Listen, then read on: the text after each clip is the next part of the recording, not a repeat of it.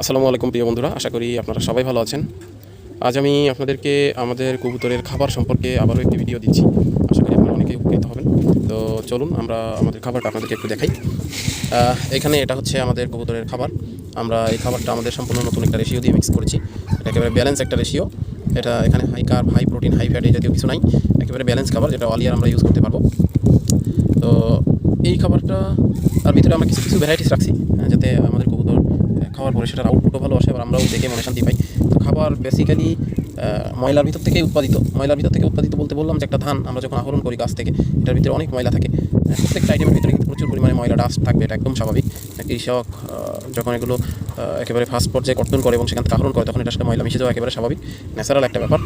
তো আপনাকে যেটা করতে হবে, আপনি এই খাবার মিক্সারের আগে খুব সুন্দরভাবে পরিষ্কার করে নিতে পারেন, এরপরে সংরক্ষণ করতে পারেন।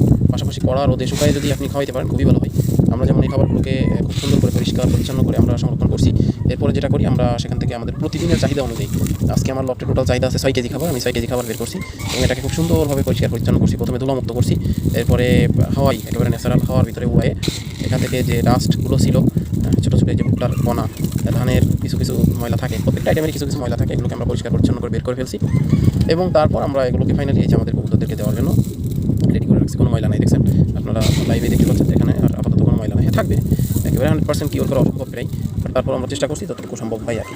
তো আপনারা এইভাবে চেষ্টা করবেন কবুতরকে পরিষ্কার পরিচ্ছন্ন করে মানে খাবার খাওয়ানোর, এতে করে আপনার কবুতর যেমন সুস্থ থাকবে, আপনার কবুতর দিয়ে আপনি ভালো পারফরমেন্সও ফিউচারে পাওয়ার একটা আশা করতে পারবেন। ধন্যবাদ সবাইকে।